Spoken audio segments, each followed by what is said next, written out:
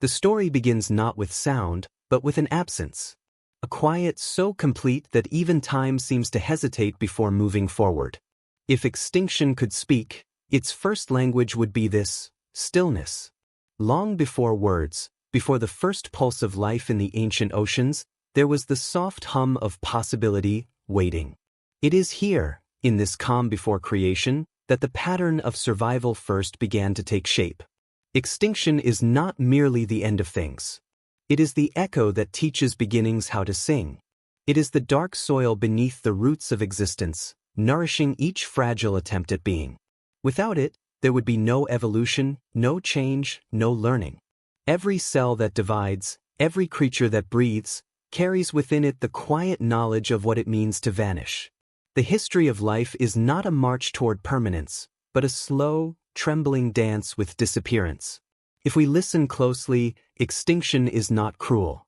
It does not rage or punish. It whispers of balance. It knows that for anything to live, something else must release its place. The universe has always spoken in this rhythm: stars dying so that new stars might shine, forests burning so that seeds might awaken beneath the ash. The pattern is universal, from galaxies collapsing into silence to waves erasing footprints on the sand. Each ending is a continuation in disguise. In the silence of space, the Earth learned this song.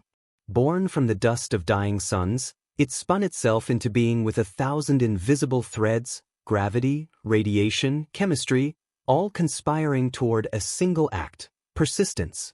And yet, this persistence carried with it the memory of collapse.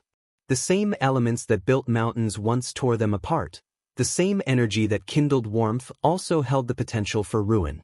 From its very first breath, the planet understood the language of loss. When the first rains fell upon the barren crust, they carried the taste of what would one day be blood.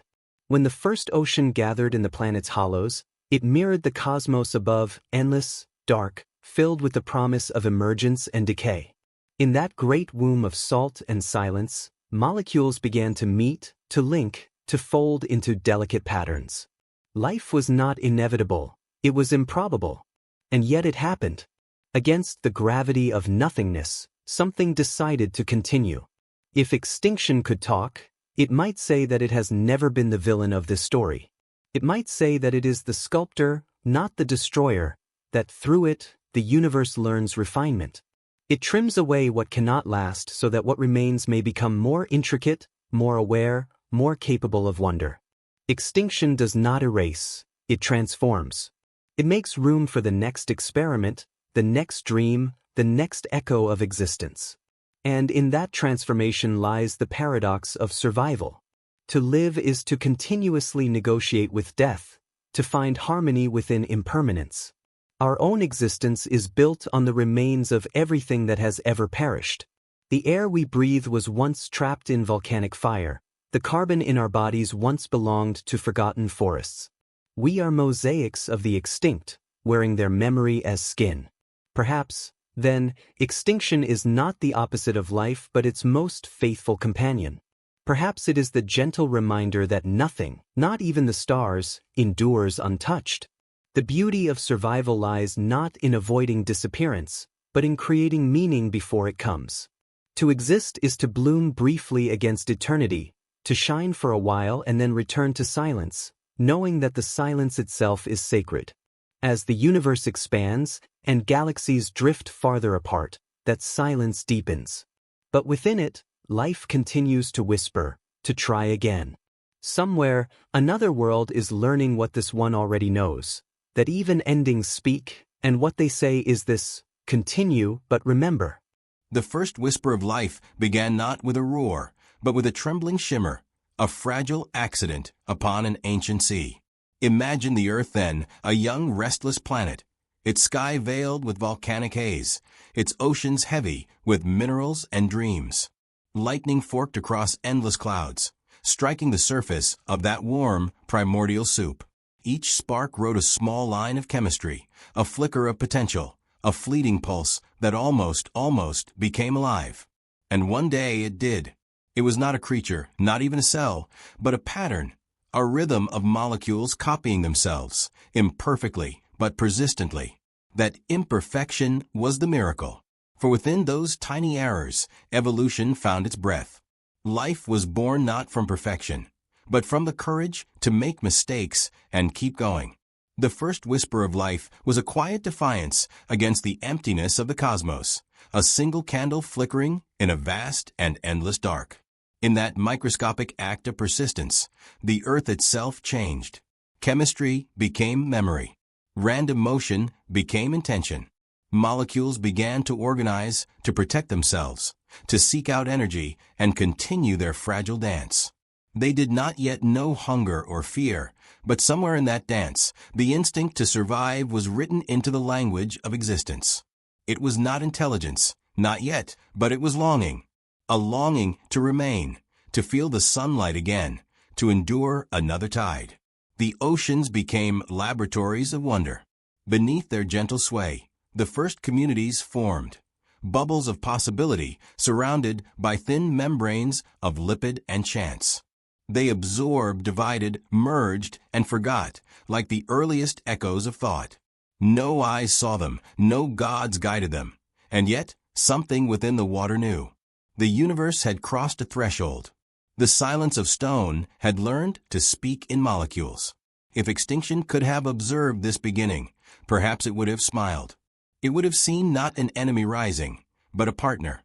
For life and extinction were born together, twins in an eternal balance. Where one wrote the script of being, the other edited it, erasing lines so that new verses might appear. The first whisper of life carried extinction's shadow within it, a soft reminder that all creation is temporary, all continuation is conditional. Still, life multiplied. The oceans grew crowded with invisible architects of tomorrow, bacteria and archaea, the silent builders of oxygen and ecosystems. They transformed poison into breath, darkness into light. Slowly, over billions of years, they painted the sky blue, filled the seas with coral light, and made possible everything that would come after. Every plant, every animal, every human is an echo of that ancient chemical hymn. The song has never stopped, only changed its instruments. It is strange to think that every living thing carries within it the same ancestral spark, that deep in our cells, the same molecules still hum with that original defiance. The structure of DNA, coiled and delicate, is a fossil of that first whisper. Its language is the oldest on Earth, and it speaks through us every moment we exist. Every heartbeat, every breath, every thought is a continuation of that primeval decision to be rather than not be. But even in its earliest days, life was never safe. Meteorites struck the seas, boiling them to steam. The sun flared with violent radiation. Ice swept across the planet and thawed again. Each trial threatened to erase the fragile thread of existence. Yet each time, life returned, smaller, simpler, but more clever. It learned how to hide, how to endure, how to begin again. It is perhaps the first and most profound truth of survival, that to persist, one must learn to yield. The ocean floor still keeps the memory of those first living worlds. Within its dark sediments lie the remains of ancient bacteria, the chemical scars of life's first breaths. They tell us that life began not in sunlight, but in darkness, near volcanic vents, where heat met mineral and mineral met dream. There, amid clouds of sulfur and iron, the first cells drew energy from the planet's own fire. Life began not by escaping the harshness of the world, but by embracing it. And maybe that is the secret extinction would tell us if we listen closely. That survival is not a rebellion against destruction, but a conversation with it. That even in the face of endless endings, something always chooses to begin. The whisper of life was not loud because it did not need to be. It did not declare itself to the universe. It simply existed, quietly, fully, as though that were enough. When the first dawn rose over the young oceans, the light touched countless unseen lives floating just beneath the surface. No witness marked their presence, no history recorded their names. But that moment, when sunlight first met life, was the beginning of every story that would ever be told. It was the breath before the song, the seed before the forest, the silence before the first heartbeat of a world that wanted to live. And so, the whisper continued, soft, persistent, ancient. It would take billions of years before eyes would open to see, before minds would awaken to question, before hands would write of gods, stars, and death. But the whisper was already there, humming through oceans and stones, waiting for the day someone would finally hear it and ask, where did we come from? If Extinction could speak of that beginning, it might say this: I was there when the first spark rose against the dark. I am not your enemy. I am your rhythm. Without me, there would be no measure for your song. The whisper of life continues still, within us and beyond us, patient, evolving, unending, reminding us that survival was never a guarantee, only a choice made again and again, in the quiet spaces between existence and oblivion. Extinction is often imagined as a single, shattering instant, a meteorite striking the earth, a fire consuming forests, a species vanishing in a single breath. But most of the time, extinction does not roar its sighs. It comes quietly, like a slow tide rising in the dark, unnoticed until it touches everything. The world ends not always with an explosion, but with a pause, a shift, a subtle imbalance that begins centuries before anyone understands. The great erasures of life have unfolded not in moments, but in the long patience of time. The earth has always been in motion, continents drifting, climates turning, oceans breathing in and out like sleeping giants. Life has had to learn the rhythm of this restlessness. Every change, every tremor beneath the surface, carries the possibility of unmaking. When oxygen first filled the air, it was a catastrophe. To early microbes, it was poison. What we now call the gift of breath was once an apocalypse. Countless species vanished beneath the invisible flood of that new element, victims of a transformation they themselves had caused. The first great extinction was born from creation, a paradox that would repeat itself across every age of life. Cataclysm became the Earth's teacher. When the seas turned to ice, the survivors learned to slow their metabolism, to sleep through centuries. When volcanic fire darkened the sky, those who endured learned to draw energy from the deep. Extinction does not only erase, it instructs. It is the sculptor that shapes the face of life through subtraction. To live is to be constantly remade by what is lost. The slow disasters of history are written into the rock. The fossil record does not capture screams or struggle. It records patience. Each layer of sediment is a page of silence, a quiet archive of what once flourished and then disappeared. Beneath every mountain lies the story of a sea that dried. Beneath every forest, the memory of ash. When scientists study these strata, they are reading the slow poetry of annihilation, a language written in the grammar of pressure and time. Consider the Ordovician extinction, when ancient oceans withdrew and left coral kingdoms gasping in the open air. Or the Devonian, when the seas turned stagnant, suffocating their inhabitants in their own abundance. Each wave of loss was followed, always, by renewal. Each collapse cleared space for new possibility. Extinction is not the end of life, but the end of one chapter within its endless book. If extinction could speak, it might tell us that it never hurries. It does not need to. Time belongs to it. It moves with a serenity that terrifies, slow enough to seem merciful, unstoppable enough to be absolute. It wears down mountains, unthreads ecosystems, rewrites climates. It is both the brush and the eraser of the planet's imagination. The patience of extinction is not cruelty. It is the rhythm by which existence evolves. Imagine, for a moment, the world as it changes hands, coral turning to limestone, forests sinking to coal, bones dissolving into minerals that will one day form other bones. Nothing ever truly disappears. The atoms that once built a trilobite may one day build a bird. The calcium in a shell may become the stone in a cathedral. Extinction is a metamorphosis measured in millennia. For life, survival is an art of listening. Those who endure are not the strongest, but the most adaptable, the ones who can hear the slow change coming, even before it arrives.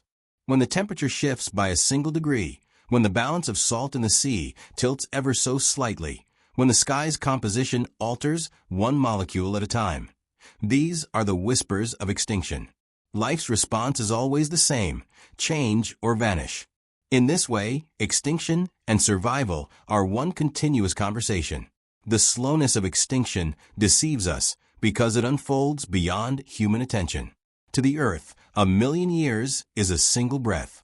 The rise and fall of civilizations, the lifespans of species, even the lifespan of stars. All these are small ripples in an endless current. What we call permanence is only a pause.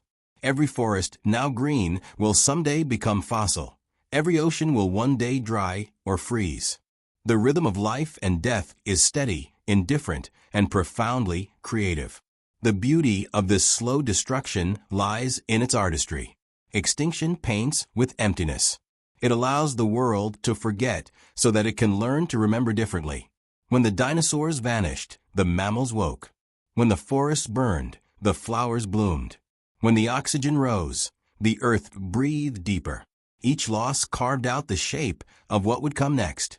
Life, it seems, requires erasure to discover its next form. Perhaps that is what makes extinction both haunting and holy. It is the ultimate editor, removing entire paragraphs of creation so that the story may continue in a different voice. It shows us that even in endings, there is elegance. The long catastrophes of the past remind us that destruction is not the opposite of creation, but its twin. One cannot exist without the other. And yet, for all its calm, extinction is never kind. It does not choose who remains. It simply balances what must be balanced. In its quiet arithmetic, every success eventually becomes excess, and excess is always reclaimed. Oceans too rich in life choke themselves. Forests too dense in growth consume their own sunlight. Nature, like a careful weaver, pulls the threads loose when the pattern grows too tight. In this, extinction is not punishment, it is restoration. It keeps the world from stagnating. It clears the stage so new actors can appear. It humbles even the most triumphant. The ammonite, the trilobite, the saber-toothed cat, each once believed the world was theirs. Each vanished into the same silence. Yet because they vanished, we exist. Their end was our beginning. So when we look upon the fossilized spirals of ancient shells or the delicate imprint of a fern in stone, we are not seeing tragedy. We are seeing continuity. We are seeing time learning how to create through forgetting. Every extinction leaves behind a memory, and every memory becomes the seed of something new. If extinction could speak, it would not shout of ruin. It would whisper of balance, of patience, of return. It would tell us that survival is not about resistance, but rhythm, the ability to bend and sway as the world reshapes itself. It would remind us that nothing we build, no matter how enduring, escapes this slow motion of transformation. And perhaps if we listen without fear, we would understand that even in our own ending, life will continue, quietly, beautifully, in some form we cannot yet imagine. The earth remembers everything. It holds no opinion, no emotion, yet beneath its surface it keeps the most faithful record of all that has ever lived and died. Every layer of rock is a line of memory. Every fossil is a preserved whisper of breath once drawn. When we study the ground beneath our feet, we are not just reading history. We are listening to the planet's long memory, written in the patient language of pressure and time. Stone does not forget the ocean that once covered it, nor the forests that fell upon its surface. It keeps the imprints of creatures that no longer have names, their bones turned to mineral, their gestures frozen in silence. In these buried archives, extinction and survival coexist. The presence of a fossil is proof that something both ended and endured. The creature itself is gone, but its story remains, translated into a new medium. Stone, the language of eternity. When the rain falls upon a mountain, it carries with it grains of stories, particles of vanished worlds eroded from ancient cliffs. These sediments travel through rivers, into valleys, into oceans, where they settle again, layering one upon another. The earth builds its memory not in books, but in beds of sand, mud, and ash. Over millions of years, these layers compress, harden, and turn to stone. Within them, the bones of the past sleep, their secrets sealed, within mineral cages. To a geologist or a paleontologist, every rock is a chapter. The curvature of a shell fossil, the pattern of a fern's impression, the grain of a sandstone bed. These are lines of a poem written across deep time. They tell of warmth and flood, of growth and catastrophe. Some stones whisper of ancient seas, others of meteors, others of gentle rains that once fell where deserts now stretch endless and dry. The memory of stone is not static. It is alive with a quiet movement of transformation. There is a humility in the way stone remembers. It does not exaggerate, it does not moralize, it simply records. The shell pressed into shale is no less sacred than the skull of a great predator turned to limestone. Both are fragments of one immense conversation between life and loss. If extinction could speak through these stones, it would not sound mournful. It would sound reverent, as if admiring the artistry of its own past work. Each fossil is a paradox. It is proof of both presence and absence, of what lived and what no longer lives. In this way, the fossil is not a body, it is a bridge. It connects the living to the vanished, showing that nothing is ever completely lost. The atoms of ancient beings are reborn endlessly in new forms. The calcium from a trilobite's shell may now strengthen a human bone. The carbon from a fern may fuel a forest fire.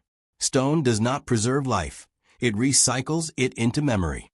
Sometimes, when we hold a fossil in our hands, we feel time itself leaning close. The weight of it is not heavy because of the stone, but because of the distance it carries.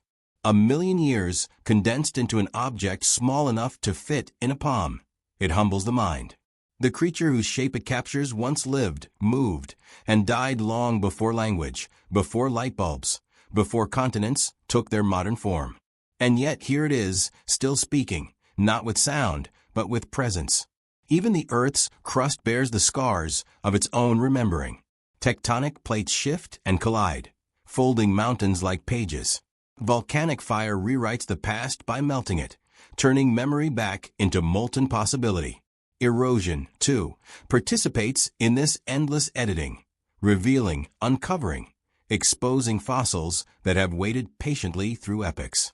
The Earth reveals itself slowly, as though it knows that comprehension requires stillness. Human beings, in our brief flicker of time, have learned to read this ancient archive. We dig, we date, we translate, trying to reconstruct what vanished long before us.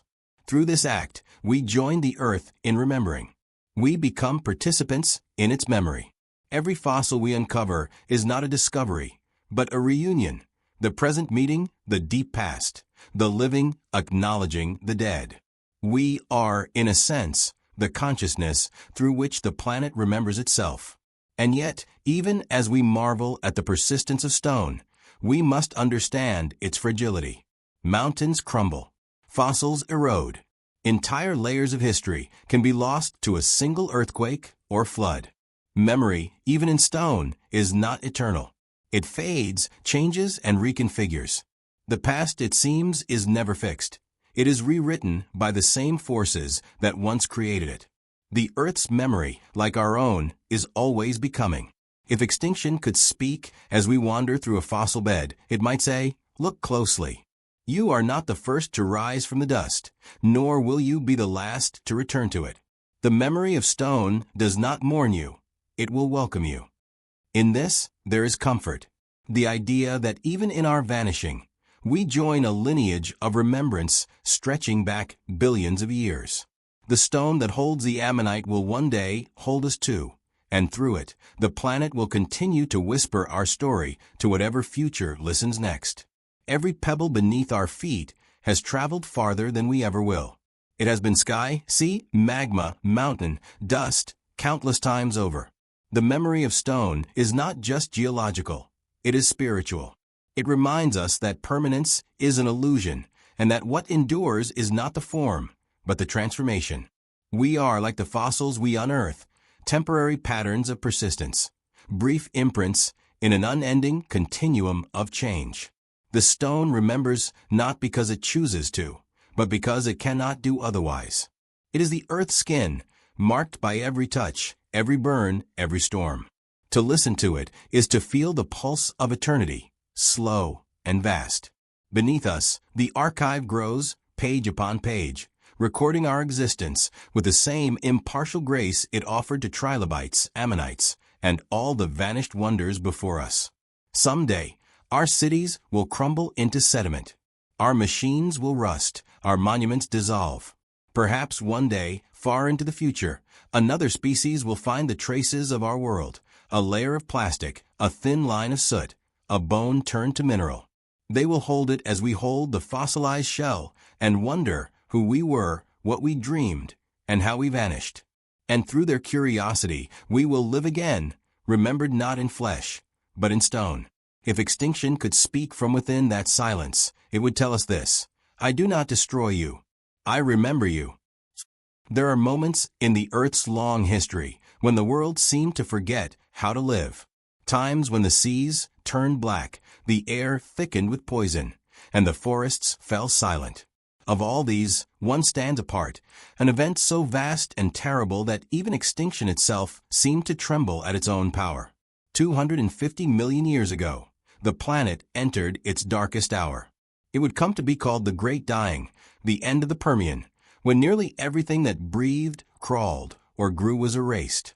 Imagine the world before it, a lush, humid expanse of fern forests and shallow seas. Strange reptiles ruled the land, their limbs wide and flat like early experiments in form. In the oceans, corals and trilobites flourished. The air was rich with life's exhalation. Then, without warning in the language of life, but over slow millennia in the language of geology, the Earth began to turn against itself. Volcanoes erupted across what is now Siberia, not for days or years, but for millions of years. They poured out rivers of lava the size of continents. The air filled with sulfur and carbon dioxide. The sky dimmed beneath a veil of ash and toxic gas. As temperatures rose, the seas began to suffocate. The delicate balance of oxygen dissolved away, and the oceans turned to stagnant, lifeless brine. Coral reefs, the cities of ancient life, crumbled into skeletons. Plankton vanished. Entire food webs unraveled silently beneath the waves. On land, forests withered, rivers dried, and the insects that once filled the air disappeared from the record entirely. 9 out of every 10 species on Earth perished. It was not an apocalypse in a single flash of fire, but a slow unraveling, a grief stretching across thousands of years. If extinction had a heartbeat, this would have been one of its deepest. The Great Dying marked not just the loss of species, but the collapse of entire possibilities. Whole evolutionary experiments, lifetimes of adaptation and persistence, were erased. The Earth itself entered a kind of coma, a pause between the ending of one story and the hesitant beginning of another. Yet, even amid such devastation, life did not surrender. In the poisonous aftermath, a few survivors clung to existence in narrow refuges, burrows underground, deep ocean vents, and shadowed valleys. Small, unassuming creatures inherited a silent planet. Among them were ancestors of the lineages that would one day give rise to mammals, amphibians, and new forests. Life, reduced almost to nothing, began again. This is the paradox of the Great Dying, that within its darkness lay the seed of renewal. Extinction, in its most violent form, cleared the stage for new creation. From the ashes of the Permian rose the age of reptiles, and from those reptiles, much later, the birds that sing at our windows today. Without that great fire, there would have been no dinosaurs, no mammals, no humans. Every breath we take carries the distant echo of that ancient disaster. If extinction could speak of that time, it would sound neither proud nor regretful. It would speak in the tone of inevitability, the steady voice of a process older than compassion. I do not choose whom to spare, it might say. I am the reset, the recalibration of a system too burdened by success. When abundance grows blind, I restore vision. When life forgets humility, I remind it through silence. The Great Dying was more than an ending. It was an instruction. It taught the planet about limits, how too much of a good thing becomes poison. It taught life how to adapt faster, to diversify more cunningly, to find resilience in miniature. In the ruins of that extinction, evolution learned new strategies: warm-bloodedness, parental care, ecological complexity. Extinction is not an eraser, but a teacher, and the lesson it gives is always the same: endure, but differently. Geologists studying the rocks of the Permian can still find the evidence of that unimaginable time. Thin black bands of carbon mark the soot of burning forests. Layers of sulfur-rich sediments tell of suffocating seas. The bones of fish appear warped, their gills scorched by acid water. And then, suddenly, silence, millions of years of near emptiness in the fossil record. But above that silence, in the strata that follow, the first hints of recovery appear. Simple plants, small amphibians, tiny lizard-like creatures. The pulse of life, faint but steady, returns. It is difficult for the human mind to grasp such scales of loss. A single extinction feels monumental to us, a vanished species, a felled forest. But to imagine 90% of all life erased is to touch the incomprehensible. It is to see the planet itself weep and rebuild. And yet, within that grief lies something serene, a kind of divine patience. The earth does not despair. It simply transforms. Perhaps that is the wisdom extinction would offer us, that survival is not measured by continuity, but by reemergence. What dies gives shape to what survives. The great dying was both devastation and genesis, an immense breath drawn in before the next exhale of creation.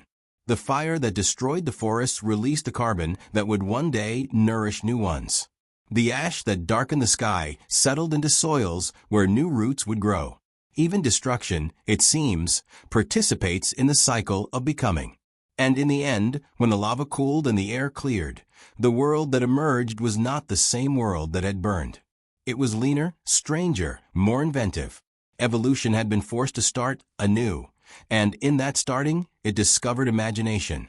Life learned not only to survive the fire, but to use it, to live with it, to depend on it, to make beauty from its ashes.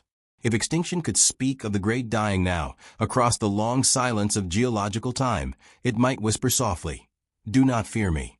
I am the pause between breaths. I am the shadow that teaches light its value. From my hand comes renewal, though my touch may burn." The earth has never forgotten that lesson. Each extinction since has been smaller, swifter, more precise, echoes of that first vast undoing. But the memory of the great dying remains, written deep in stone and air. It is the memory of limits, the reminder that even life's brilliance must bow to balance. The fire and shadow of that time still live within us, for we are the children of what endured. Our very existence is proof that survival does not mean escaping extinction, but learning to rise from it, to inherit the silence, and make it sing again. There is a kind of mercy in emptiness. After the great dying, when the land was bare and the ocean still and heavy with poison, the earth entered a silence, so deep it could almost be mistaken for death itself. Yet beneath that silence, in the soil and the sea, something was stirring, a quiet persistence, a pulse too small for catastrophe to erase. This was the dawn after the unmaking, a long, delicate rebirth. It did not arrive in triumph, but in whispers. The first moss on blackened rock, the first microbe drifting through a recovering tide. It is difficult to imagine the slowness of this resurrection. For millions of years, life crept rather than bloomed. The air was thin, the sunlight harsh. But wherever there was shadow, moisture, or mineral warmth, life began again. Cyanobacteria returned to the surface of the seas, exhaling oxygen into the wounded atmosphere. Simple algae followed, tracing green spirals through the water. On land, fungi reached out their pale filaments through ash and stone, binding what was broken. These were the caretakers of recovery, the smallest and oldest forms of life, the architects of renewal. They asked for nothing but the chance to exist. They did not hurry. They rebuilt the world one molecule at a time, transforming volcanic deserts into soils and black seas into oxygenated blue. Their patience would last 5 million years, perhaps more, before the first true forests returned. If extinction had spoken of destruction in the voice of fire, Recovery now spoke in the language of breath. It was not dramatic. It did not roar. It whispered through the chemistry of oceans, through invisible exchanges between water and sky. Even now, when we breathe, we echo that moment. The atmosphere we rely on was remade not by gods or miracles, but by persistence, by the simple refusal of life to stay dead. Paleontologists who study the aftermath of the Great Dying describe it as an age of survival. For nearly 10 million years, evolution seemed hesitant, as though the Earth were learning again how to imagine. There were few predators. Ecosystems were thin. The fossil record shows repetition, the same small, hardy species appearing over and over again. It was as if life had forgotten how to dream, repeating simple forms until it gathered the courage to invent again. And then gradually it did. New plants rooted in the volcanic soils, growing in shapes never seen before. The oceans, once barren, began to shimmer with new shells, new fish, new beginnings. The survivors of the catastrophe diversified, experimenting wildly with form and function. Reptiles became massive, amphibians learned to thrive again, and the seeds of the future, the ancestors of dinosaurs, mammals, and birds, began to emerge. It is in this slow recovery that we find one of Extinction's quietest lessons, that life's greatest act of defiance is continuity. The Earth had been emptied, but it refused to stay empty. Each small organism that adapted to the new world carried within it the memory of loss and the potential of change. Evolution was not starting over, it was continuing, transformed, humbled, and wiser. There is a strange beauty in imagining that time, a planet half dead, but still breathing. The seas glowed with chemical light, the land hummed with the faint stirrings of new roots. Storms washed the ash from mountains. Rain returned, filling valleys with the first clear rivers in millions of years. Slowly, the world regained its rhythm. In that rhythm, we can hear the earliest notes of all future life, the music of resilience, of fragile endurance. The rocks from this period carry evidence of that renewal. Layers of iron-rich sediments show oxygen returning to the oceans. Carbon isotopes shift, marking the slow rebalancing of the atmosphere.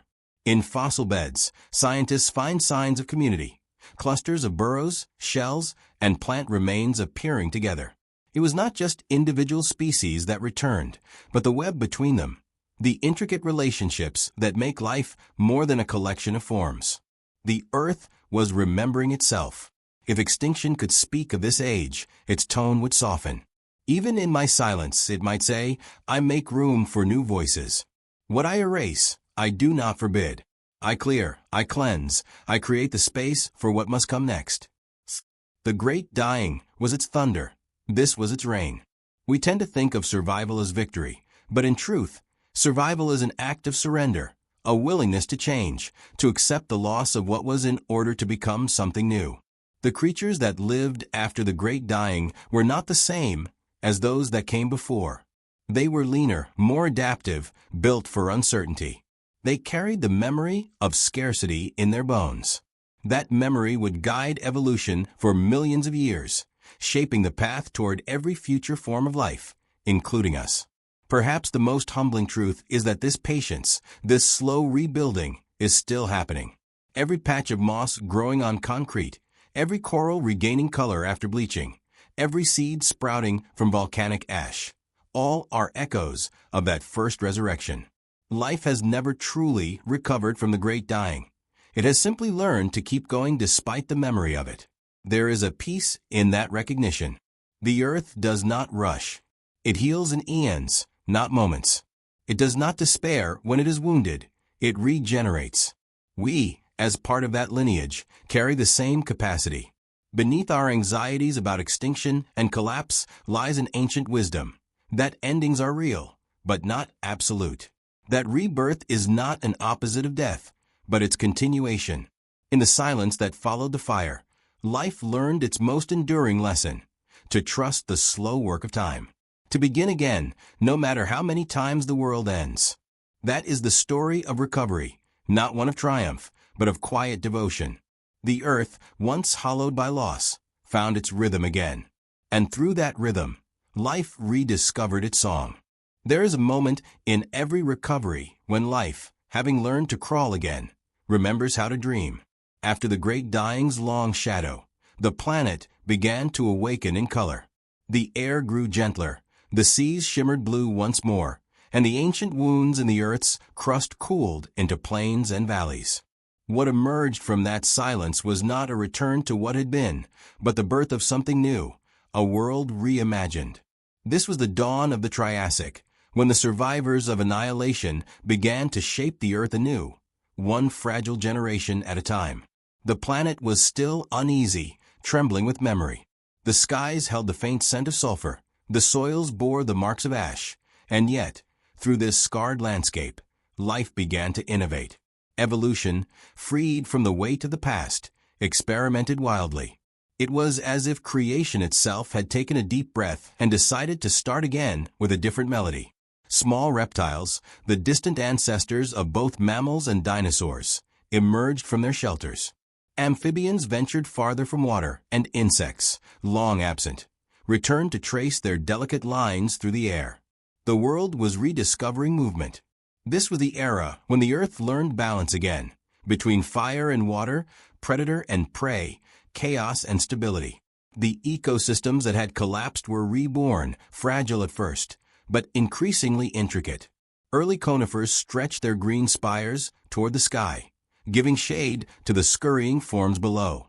In the shallow seas, coral reefs began to rebuild, piece by piece, like the bones of a body remembering its shape. Where before there had been emptiness, now there was pattern, repetition, rhythm, resilience. Scientists who study this time often describe it as the world rebuilding itself from fragments. Fossil records show the same species scattered across continents, as if life itself were testing the edges of possibility. The Earth was a laboratory, and survival was the experiment. Out of this restless creativity came creatures unlike any before, reptilian architects of endurance. Some evolved into massive plant-eaters, designed to survive long droughts and harsh sun. Others became swift predators, shaped by scarcity into efficiency. The blueprint of the future was being drawn. The world of dinosaurs, mammals, and birds began here in the quiet aftermath of loss. If extinction's earlier voice was fire, and recovery's was breath, the Triassic spoke in heartbeat, steady, rhythmic, building toward strength. Each new species was a note in the long composition of rebirth. Life had learned not just to persist, but to improvise. It no longer clung to old patterns. It danced with change. The ecosystems of this era were lean and efficient. Every creature served a purpose. Every adaptation carried memory. Extinction had not merely destroyed life. It had refined it. There is something profoundly moving in that transformation, that the same planet which once groaned under the weight of death could sing again with the chirp of insects and the rustle of new forests. It reminds us that life is not fragile in the way we think. It bends, it reshapes, it endures in forms that are unfamiliar yet undeniably beautiful. The earth was not healed because it forgot what happened, but because it remembered, and built differently this time. The oceans, too, were awakening. Tiny ammonites, spiraled and delicate, filled the waters with their drifting grace. Fish evolved new fins and jaws, learning to hunt with precision.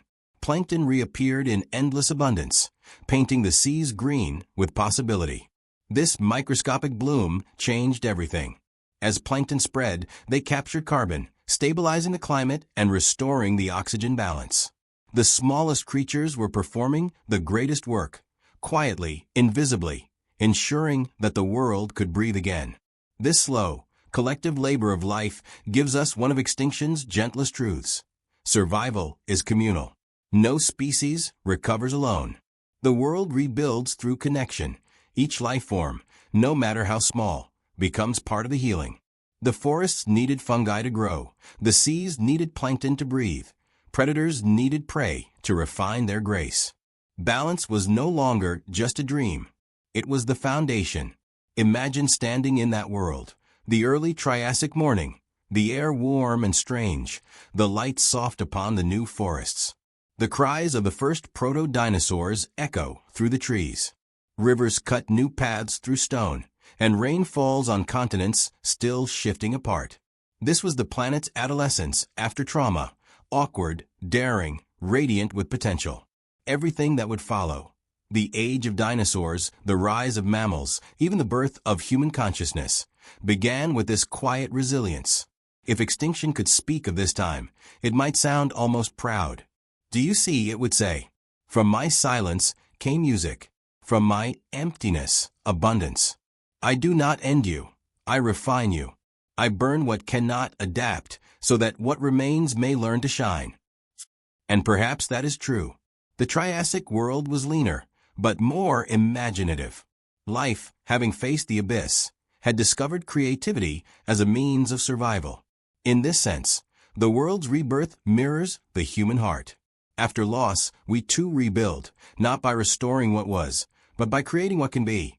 The memory of pain becomes the seed of imagination. The earth, in its slow healing, teaches the same lesson over and over. Resilience is not resistance to change, but a dance with it. To survive is to transform.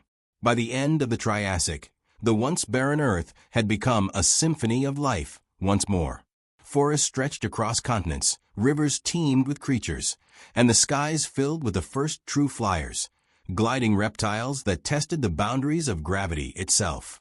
The planet, once broken, was now beautiful again, but in a new way, tempered, intricate, alive with second chances. And as the Triassic gave way to the Jurassic, the Earth had completed its great act of renewal. From the ashes of annihilation, it had created abundance. From silence, it had made song. The voice of extinction faded for a while, replaced by the steady hum of thriving life.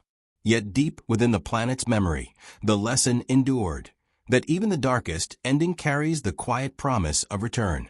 There are moments in Earth's story when survival becomes something greater than endurance, when life, having suffered and adapted, begins to create not out of desperation, but out of wonder.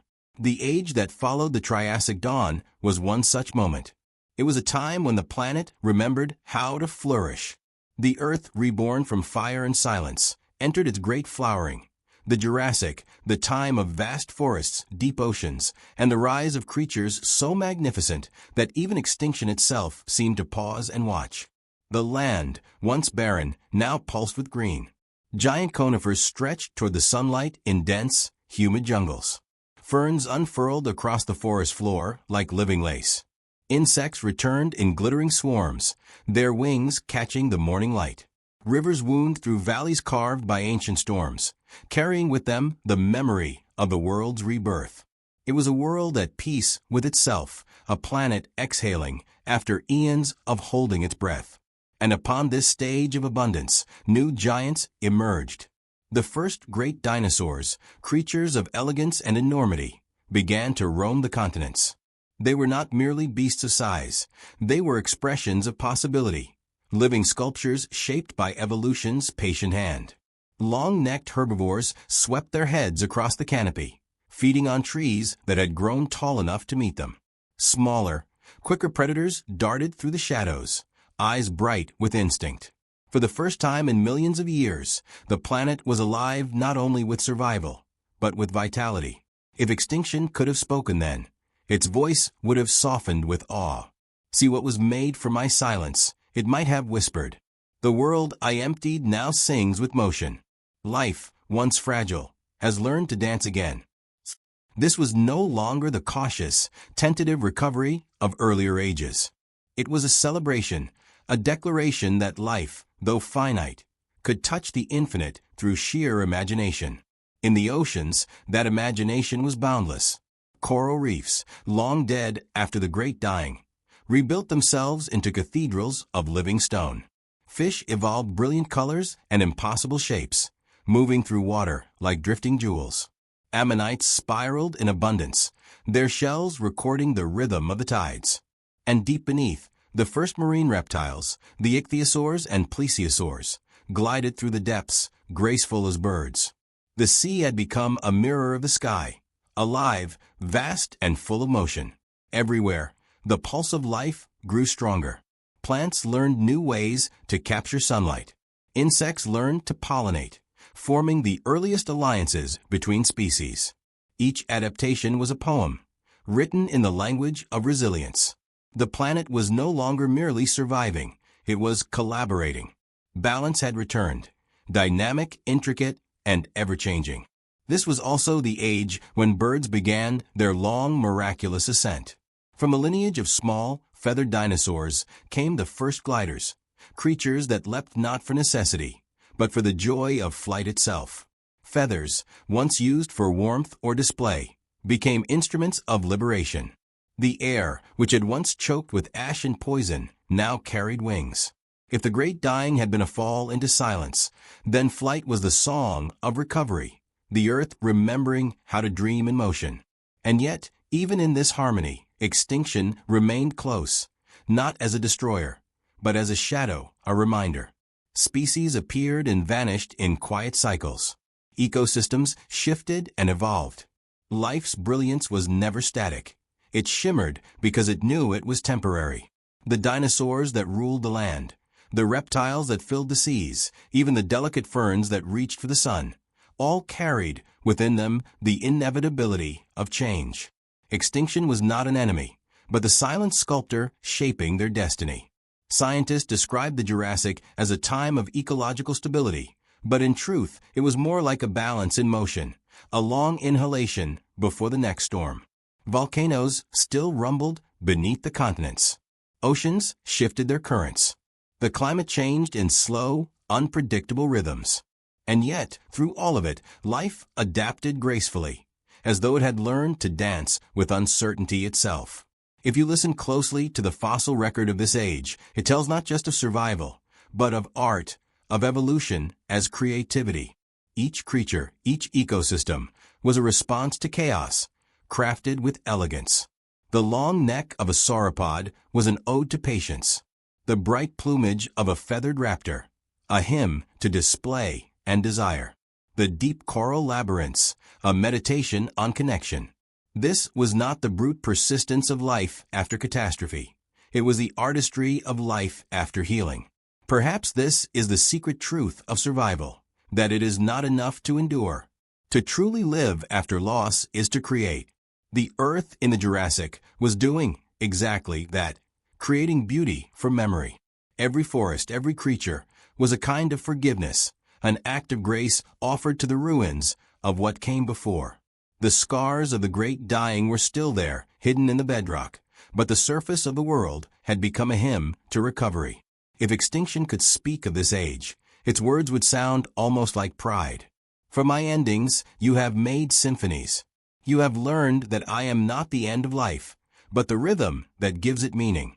Without me, there would be no balance, no evolution, no awe. And perhaps that is true, for the beauty of the Jurassic, in all its vibrancy, existed because of what had been lost. Without the fire, there would be no forest. Without silence, no song. The Earth at this time was alive with a serene confidence. It had known ruin and found renewal. It had known emptiness and created abundance. This cycle, destruction, silence, rebirth, flourishing, was now embedded in its very being. The dinosaurs that roamed, the trees that towered, the birds that flew, all were participants in that eternal rhythm. And though we, millions of years later, see only their fossils, their absence tells the same story as their existence, that beauty and loss are not opposites, but companions. Extinction does not erase life's meaning, it reveals it. The Jurassic world, in its splendor, was a reminder that creation and destruction are two halves of the same heartbeat, that every song must one day fall silent, and every silence waits to be sung again. There are times when the earth seems to hold its breath, long stretches of stillness before the next great transformation. After the flourishing abundance of the Jurassic, the planet began once again to change. Slowly at first, then with a deep, rumbling inevitability. The continents that had once been joined began to drift apart. Oceans widened, climates shifted, and the delicate balance that had sustained the great reptiles began to tremble. This was the dawn of the Cretaceous, the final and most luminous act of the dinosaurs, an age of grandeur, beauty, and the quiet approach of another ending. It was a time of expansion, of growth pushed to its limits. The earth, warmer and wetter than it had been in ages, bloomed in green abundance. Vast forests of flowering plants, the angiosperms, appeared for the first time, turning the world into a garden of color and scent. The air, heavy with pollen, carried the hum of new alliances, insects and flowers weaving an intricate dance of survival. Bees, butterflies, and beetles co-evolved with blossoms, transforming feeding into partnership, reproduction into art. It was life in conversation with itself, elegant, adaptive, and full of grace. Above these forests, the sky belonged to flight. Birds, descended from small feathered dinosaurs, now soared with purpose and mastery. They filled the air with calls and colors that had never been seen before, creatures of the wind, shaped by freedom and precision. Below them, the land shook with the footsteps of giants, the long-necked titans, the horned and plated colossi, the predators whose shadows stretched across the plains. These were the last great expressions of reptilian majesty, life's imagination rendered in scale and bone. And yet, beneath this magnificence, the earth was already preparing to change once more. Tectonic plates shifted. Volcanic activity increased. Sea levels rose and fell in vast cycles, reshaping coasts and climates. Every paradise carries within it the seeds of its ending, and the Cretaceous world was no exception. The balance that had taken millions of years to achieve was beginning to tilt, almost imperceptibly at first, a soft rearrangement of temperature, chemistry, and chance. Still, in this slow-motion approach to fate, life reached new heights of creativity. The diversity of species during this age was unparalleled. Mammals remained small, hidden in shadows, but they watched, quietly evolving, refining their senses, waiting for a moment that had not yet arrived. The oceans teemed with colossal creatures, mosasaurs with jaws like living blades, ammonites swirling in endless spirals, fish that glittered like constellations beneath the waves. The reefs, rebuilt many times, reached a new complexity, nurseries of life shimmering beneath the sunlit surface. If extinction could speak in this moment, it would sound patient, contemplative. Not yet, it might murmur. The world still dreams. For extinction does not rush. It waits for the cycle to complete, for the equilibrium to tip, for time itself to whisper that it is ready. In the meantime, the earth lived fully, luxuriantly, almost defiantly. Each creature, each leaf and wing, was a masterpiece born from deep memory and relentless adaptation. The arrival of flowering plants changed everything. Their beauty was not accidental. It was an evolutionary dialogue, color, fragrance, and form woven to attract partners in survival. They taught the world cooperation on a new scale. Pollination became the language of life's renewal, and through it, ecosystems became more intertwined than ever before. In a sense, the earth was learning empathy, species depending on one another not merely to endure, but to flourish. The planet's intelligence was not conscious, but it was profound. And then, slowly, the rhythm began to shift again. Carbon in the atmosphere rose and fell unpredictably. Volcanic chains along what is now India poured fire into the sky for hundreds of thousands of years. Ocean acidity increased, and some species began to fade. The harmony that had defined the Cretaceous wavered, though the music still played.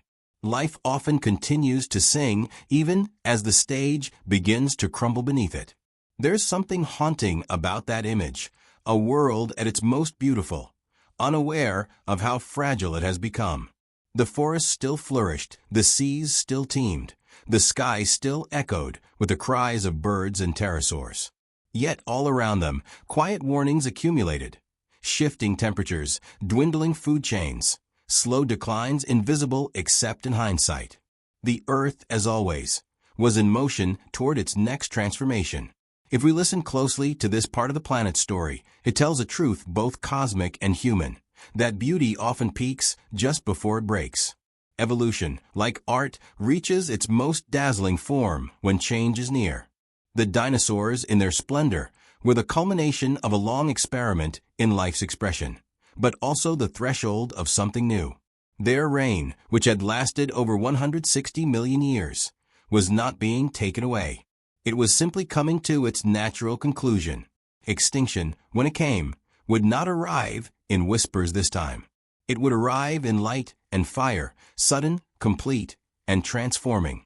But in this prelude, the Cretaceous world did not yet know its fate. It only knew how to live.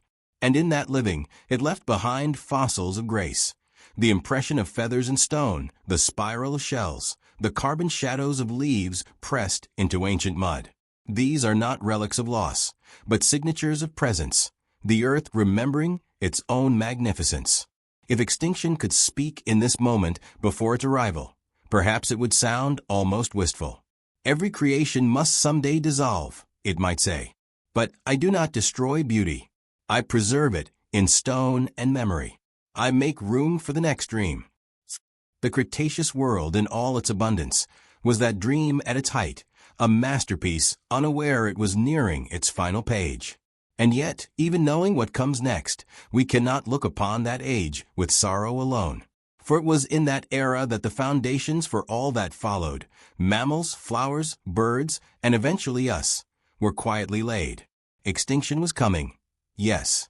But so, too, was another beginning. The sky was clear that morning, deceptively calm, almost too perfect. In the distance, birds circled above a warm Cretaceous sea, unaware that the horizon itself was carrying death. Far beyond their sight, a massive rock, 6 miles wide and traveling faster than sound, was slicing through the void of space toward Earth. It had been wandering for millions of years, silent and indifferent. And now, by the unrelenting mathematics of orbit and gravity, it had found its target. When it struck, the world ended in seconds. The impact near what is now the Yucatan Peninsula unleashed an energy greater than billions of atomic bombs. The sea vaporized. The ground turned to liquid. Shock waves raced outward faster than thought, flattening forests thousands of miles away. The atmosphere itself caught fire as molten debris rained back down, turning night into a furnace of falling stars.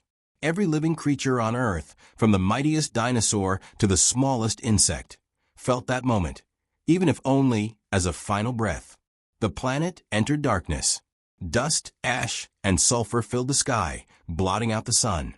For months, maybe years, no light reached the surface. The temperature plunged. Photosynthesis stopped. The lush Cretaceous forests, once bursting with life and color, withered into gray silence. Oceans acidified. Food chains collapsed.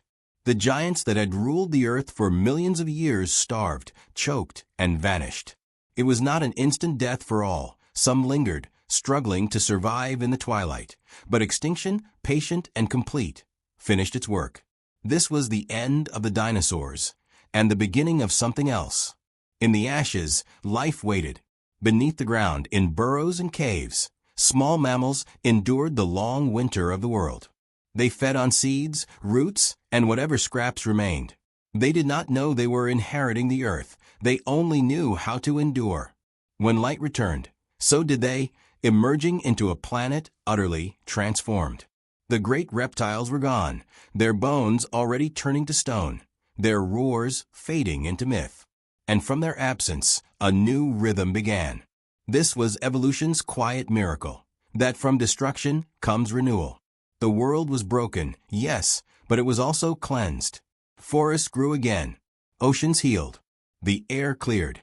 Life, in all its stubborn creativity, began once more to experiment. Mammals diversified. Birds, the last heirs of the dinosaurs, spread across the skies, filling the silence left by their ancient kin. What had ended as a catastrophe became the foundation of a new world, one that would, in time, lead to us. If the earth could speak of that moment, its voice would tremble between grief and awe, for it had seen its own death and rebirth in the same breath. It had watched continents shatter and reform, species vanish and arise, oceans boil and cool again into life. It had learned that even destruction has purpose, that endings are simply transformations in disguise. The asteroid that struck did not just erase a world. It rewrote the story of existence. The age of reptiles gave way to the age of mammals, and eventually to the age of consciousness, to beings capable of looking back and naming what had been lost. When we study that extinction today, through the scattered bones of T-Rex or the delicate imprints of ferns and stone, we are not just uncovering history. We are reading the Earth's autobiography, one written in fire and silence and signed in dust. It's tempting to see the asteroid as a villain, as the destroyer of beauty and majesty. But in truth, it was also the midwife of possibility. Without that impact, the dinosaurs might have ruled forever. Mammals might never have risen. There might be no thought, no language, no art, no memory. Sometimes, the universe creates by destroying. In the great balance of things, even catastrophe has its place. Yet, the emotional weight of that moment cannot be denied.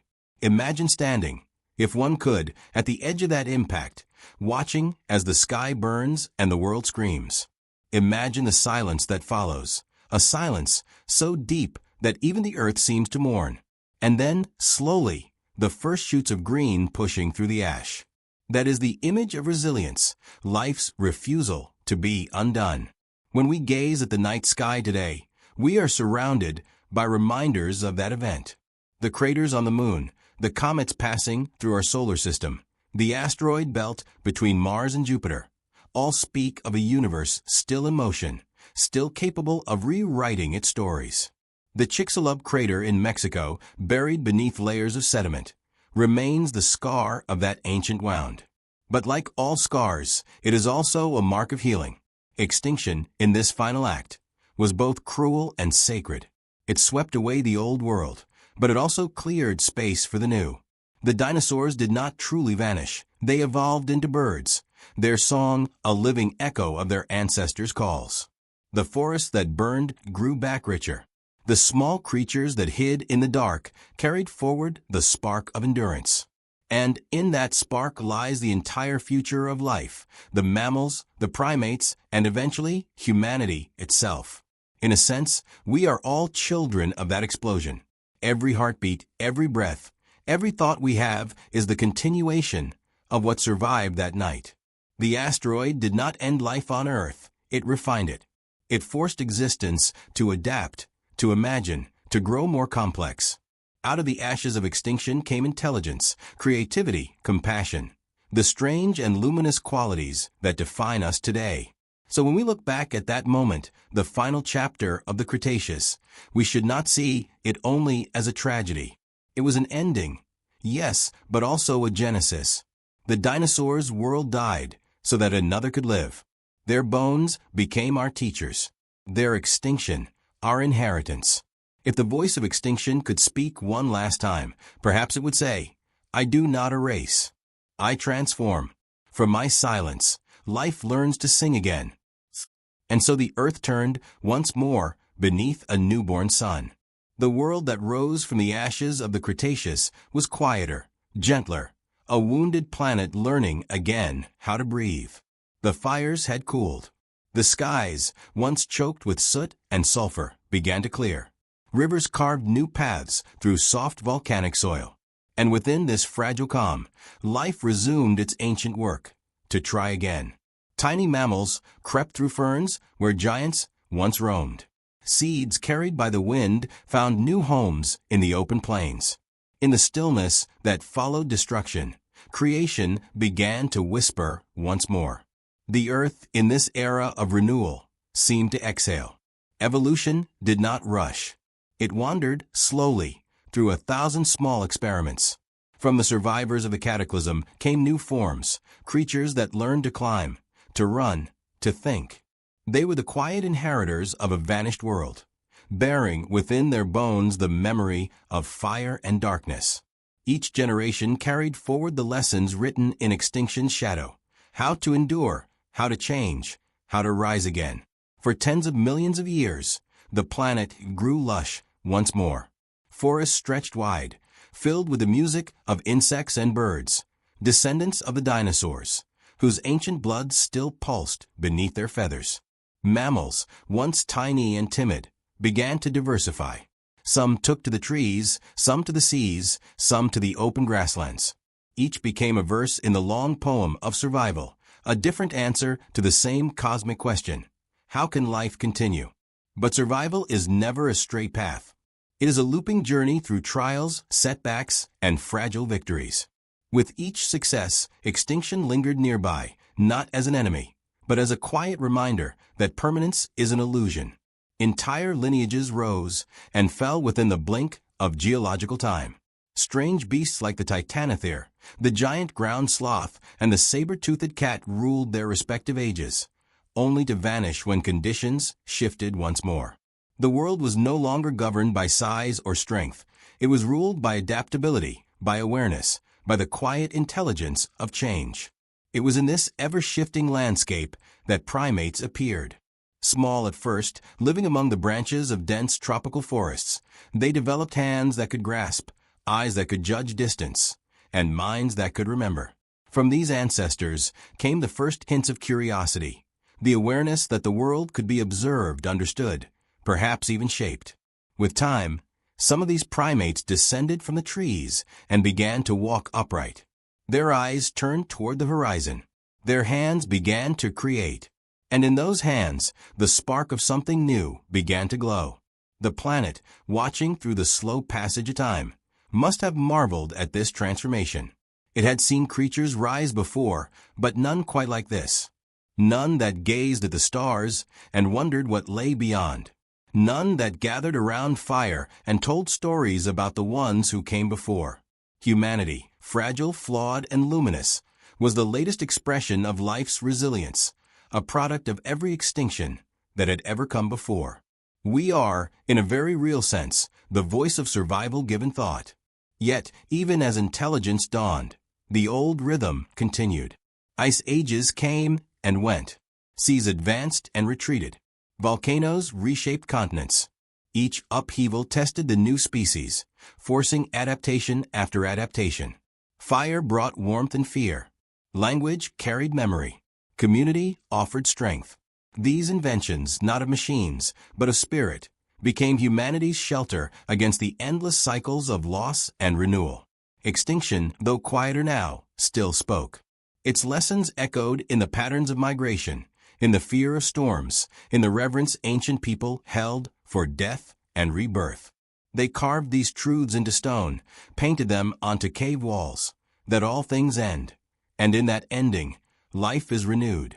To survive, one must remember. To endure, one must adapt. Every myth of creation, every ritual of mourning, was a reflection of that single law. And the earth, too, continued its patient work of transformation. Mountains rose where oceans once lay. Continents drifted apart, carving the map we know today. New species appeared: elephants, whales, wolves, eagles, each carrying a spark from the first fires of creation. The planet was not the same as before the asteroid. It had evolved, refined by catastrophe. It was, in a strange way, wiser. If extinction could speak in this age of mammals, perhaps its tone would be softer. It would say, "See how you've learned. See how you've grown. I have not silenced you. I have shaped you." And indeed it had.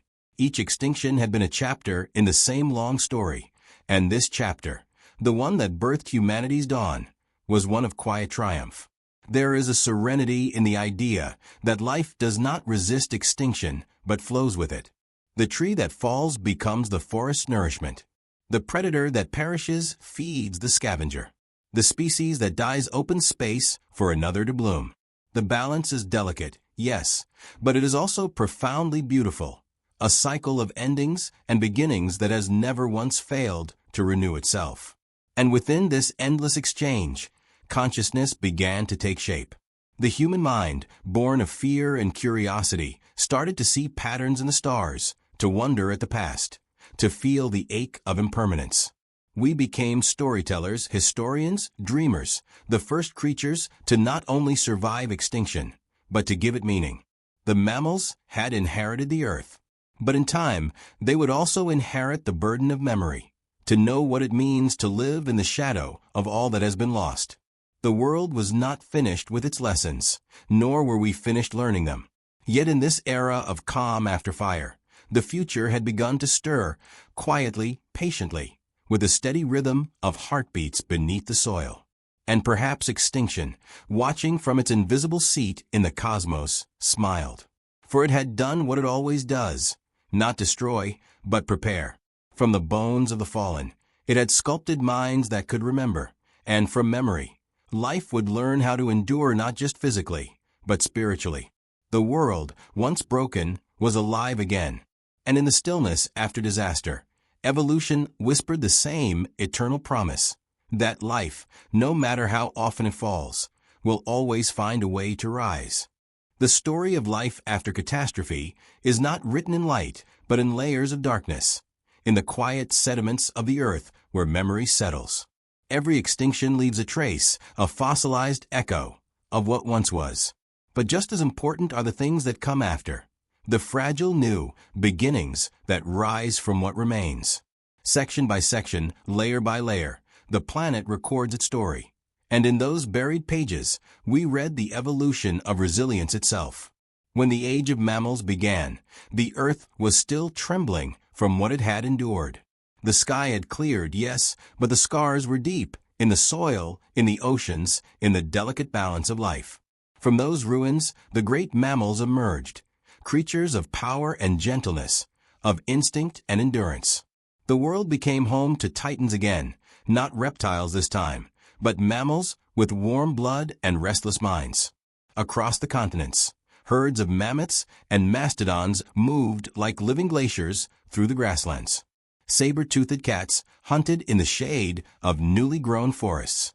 Whales, descendants of land mammals who had returned to the sea, learned to sing through the deep. It was as if the earth was reinventing its own beauty, sculpting it anew from the clay of extinction. Each species was a test, a new form in nature's ongoing experiment. And though the world looked peaceful, the undercurrent of impermanence remained. Volcanoes still breathed beneath the crust. Climate still shifted like a tide. Ice advanced and retreated with quiet inevitability. Each age brought both abundance and collapse. Yet life continued, sculpting itself to the rhythm of these endless cycles. Then came a creature unlike any before, one that began not just to adapt, but to question the process itself. From the primates of Africa, the first humans arose. They were not the strongest or the fastest, but they were observant. They could remember. They could plan. They could look at a fallen tree and imagine fire. They could look at the stars and imagine gods. Humanity's emergence marked a turning point in the conversation between extinction and survival. For the first time, a species became conscious of the pattern, aware that death was inevitable, yet curious about what it meant. We began to bury our dead, to tell stories of life beyond the grave, to create rituals that gave shape to the mystery of endings. In doing so, we became not just survivors, but interpreters. If extinction had a voice during this time, it might have spoken softly to these early minds. You see now. You understand what all before you could not, that life and death are not enemies, but partners in the same dance. And humanity, listening through the firelight, would have nodded. We learned to fear extinction, but also to revere it. We turned it into mythology, the flood, the fall, the purging flame, all reflections of nature cycles. As humans spread across the continents, our curiosity became both our gift and our danger. We shaped the world with fire and stone, then with plow and metal. We hunted great beasts, the mammoth, the aurochs, the giant sloth. And as we did, many vanished forever. The first extinctions caused by human hands began not with malice, but with need. Yet even need, multiplied over centuries, became a force of erasure. The conversation had shifted. Extinction was no longer just something that happened to life. It was something life itself could cause. Still, the planet adjusted. It always did. Ecosystems rebalanced. New species adapted to the presence of humans. Wolves learned to follow us and became dogs. Fields once wild grew tame. The earth, patient as ever, folded these changes into its rhythm. But the pattern had been altered. For the first time, one species held the potential to steer the fate of others. to decide who survived and who disappeared. This awareness gave rise to something deeper than fear, guilt, reverence, wonder. We began to see ourselves not as separate from nature, but as part of its breathing body. We painted animals on cave walls, honoring them with ochre and smoke. We carved their forms into stone. We told stories where humans spoke to wolves, to birds, to rivers, where everything that lived carried a spirit. This was not primitive thought, it was understanding. Ancient people saw what modern eyes often forget, that the boundary between life and extinction is not a wall, but a thread easily broken, endlessly repaired. Over millennia, humanity learned to live in dialogue with the natural world. We built societies, cities, civilizations, each a brief flame against the vast night of time. And with each rise came decline, with each golden age, an inevitable fall.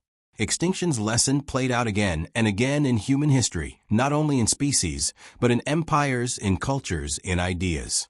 The Sumerians, the Mayans, the Romans all vanished, leaving ruins for future minds to ponder. The cycle continued: creation, expansion, decay, renewal. Always the same rhythm, endlessly reinvented. Extinction, it seems, was not only biological but civilizational. It touched everything that dared to exist too long without change. And yet, through each collapse, the essence of humanity survived. Ideas migrated when cities fell. Knowledge hid in monasteries when empires burned. Memory persisted, delicate, luminous, defiant. It is here, in this delicate persistence, that the Earth's story and ours intertwine. We, too, are part of its pattern. We are the descendants of survivors, the living embodiment of adaptation. Every extinction before us paved the way for our existence. Every catastrophe sharpened the tools of endurance we now carry. And yet, the question remains: have we learned the lesson deeply enough to survive our own making? For now, the answer remains uncertain. But if the voice of extinction could speak once more, it might not warn, it might remind. It would whisper through the wind, through the soil, through the bones of the ancient ones: I am not your enemy. I am your teacher. You have survived because you listened. Do not forget how. In that reminder lies the essence of all existence, the humility to remember that we are temporary, and the grace to live beautifully within that truth. The story of the mammals, of humanity, of the planet itself, is not one of dominance, but of dialogue. A quiet, eternal conversation between what ends and what begins.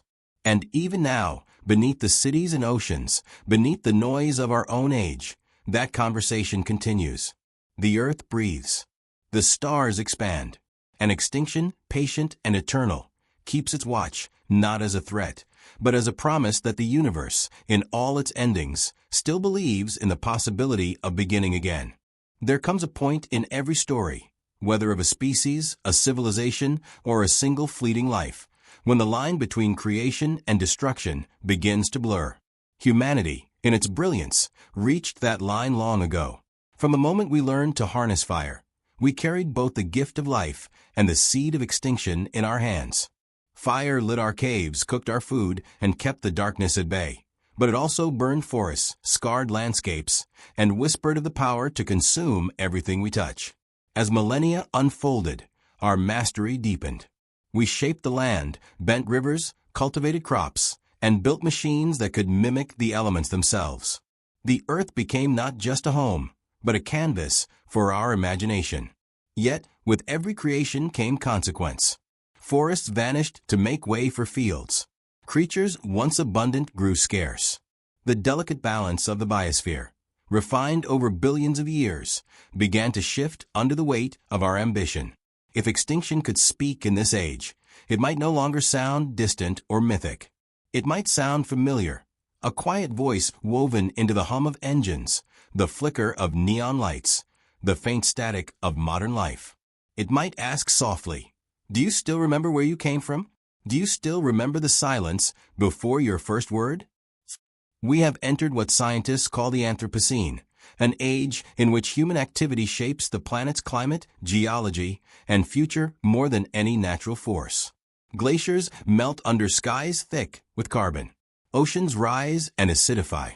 Rainforests, once the green lungs of the earth, are felled in days. Species vanish not by chance, but by choice, their songs silenced by our reach. Every year, more voices are lost.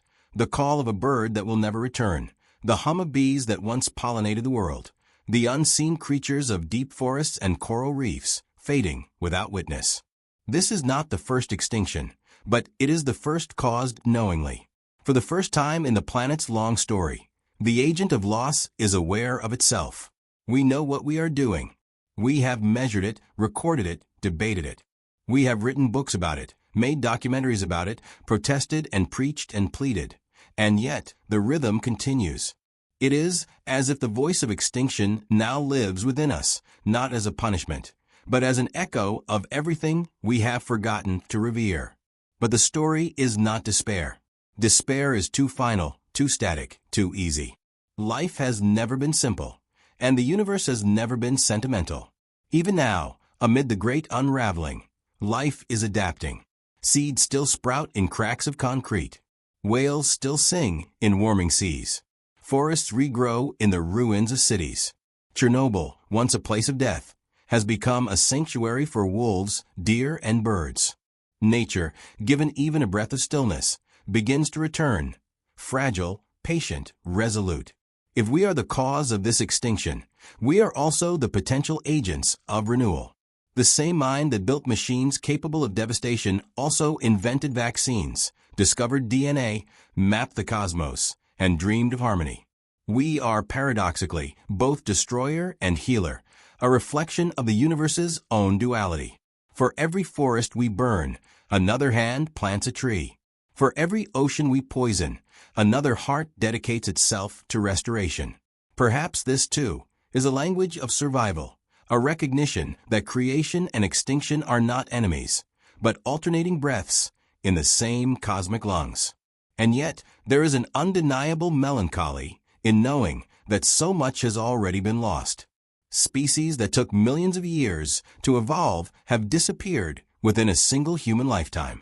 The passenger pigeon, the Tasmanian tiger, the great auk, their ghosts linger in museums and photographs, silent witnesses to our age. Each loss is a note missing from the symphony of life, and as the music grows thinner, we begin to feel the weight of the silence we have created. But extinction does not judge. It only reflects. It mirrors back what we have chosen to forget, that we are part of the same fragile fabric we tear. The air we breathe, the water we drink, the soil that feeds us, all are shared. The illusion of separation has always been humanity's most dangerous myth. We have thought ourselves apart from nature, above it, in command of it, but we are not. We are it. We are the continuation of the same story written in atoms, dust, and breath. Somewhere deep within us, we still know this truth. It emerges in our art, in our poetry, in our sudden awe before a sunset or a forest or the vastness of the sea. It is the reason we grieve when a species disappears, why we feel reverence for ancient trees or fossils or starlight. That emotion, that ache is not weakness. It is remembrance. It is the quiet echo of the universe, reminding us who we are. Perhaps, then, this moment of crisis is not only a reckoning, but a threshold, an invitation to evolve again. Extinction, if it could speak now, would not whisper of endings, but of responsibility. It would say, you have been given the rarest gift, awareness. You can foresee loss and still choose life. You can destroy, yes, but you can also create. What you choose now will shape the next 1,000 millennia. And maybe that is the truest form of survival, not to live forever, but to live consciously. To know that every action ripples through time. To plant trees whose shade we may never sit under. To protect what we will never see. To care for a world that will outlast us. Survival, after all, is not about resisting extinction, but about honoring life while it lasts. As the night deepens and the stars begin to fade behind the haze of our own making, there remains one simple truth. The earth will continue.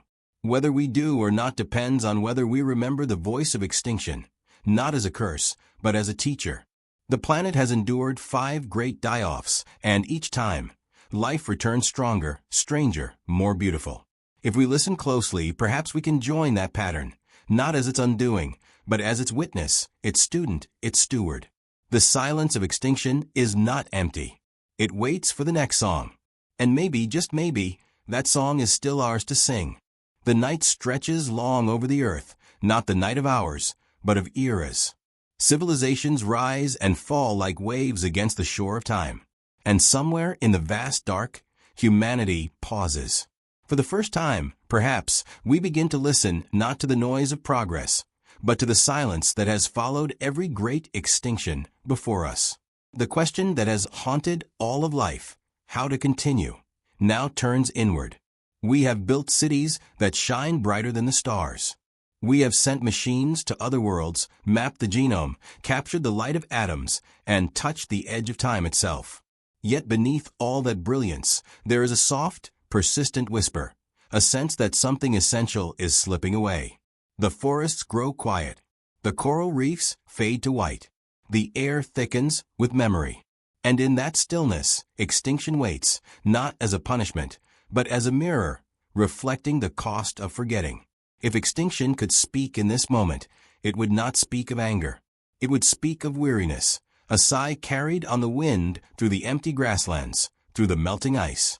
It might say, "You have been given every chance to understand me. I am not your enemy. I am your reflection." For extinction is not a single event.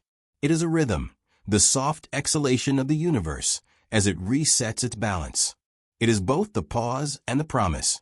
And when humanity looks into that silence, what we see is not only what we have lost, but what we have yet to learn. Survival is not domination, it is harmony. It is not endless growth, but graceful adaptation. We have reached a threshold in time where we must decide what kind of story we want to tell. Will we be the species that burned brightly and briefly, consuming all in our path? Or will we be the ones who learned, at last, to listen to the Earth's heartbeat and move with it instead of against it? The choice lies not in technology or wealth, but in awareness, in how deeply we remember that we belong to something older and greater than ourselves. In recent decades, voices have begun to rise from every corner of the world.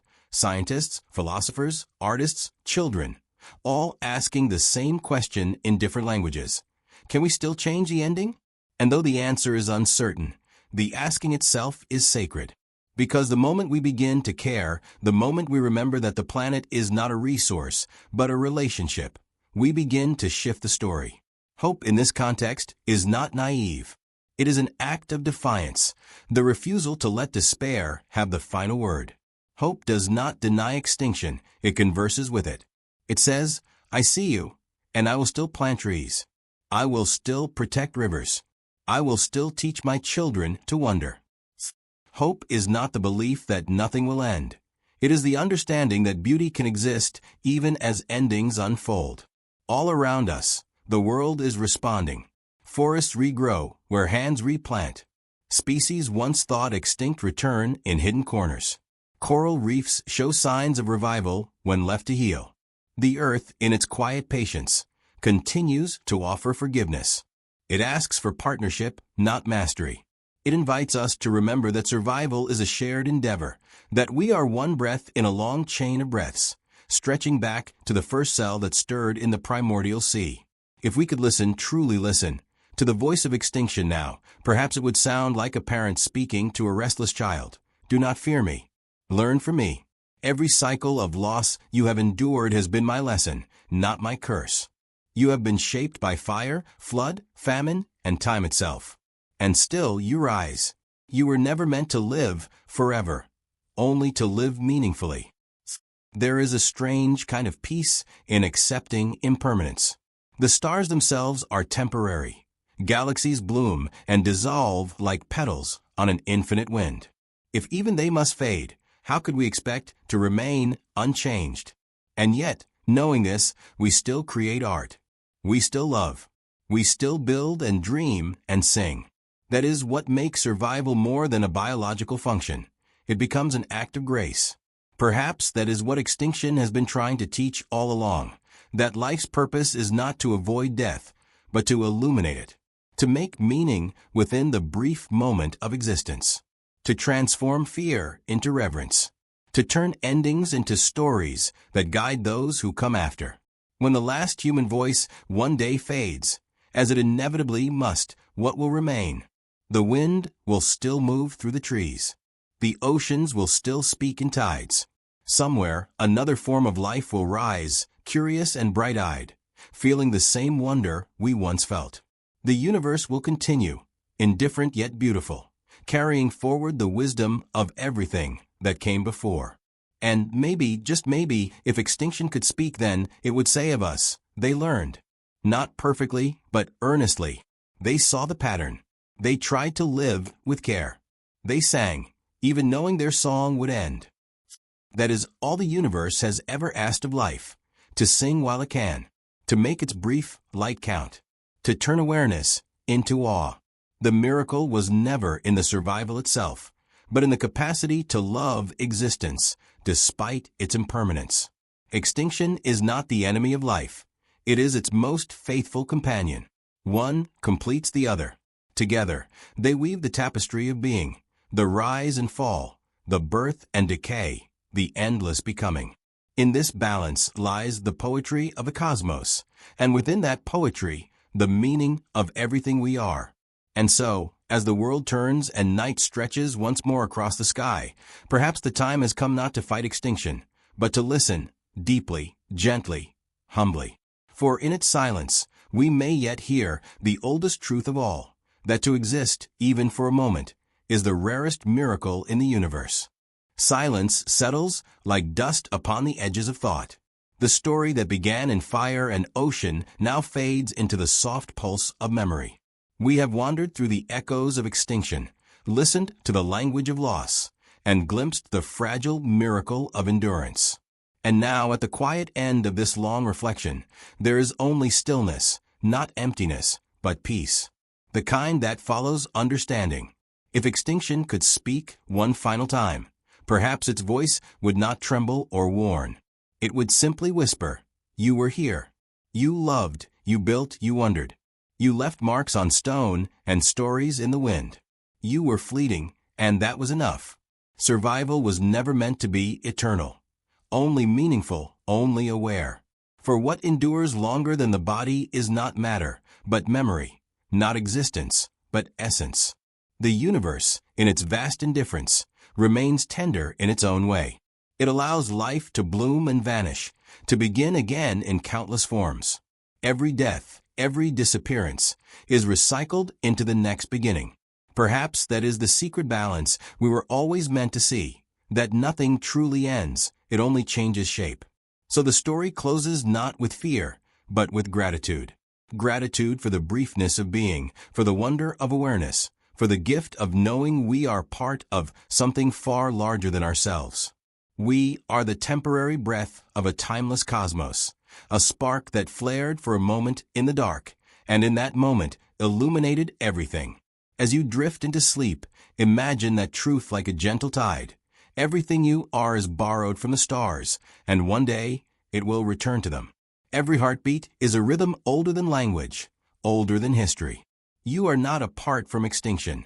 You are its continuation, the living whisper of everything that has ever been. And when silence finally takes you, as it takes all things, may it not be an ending, but a return to the great calm from which all beginnings rise.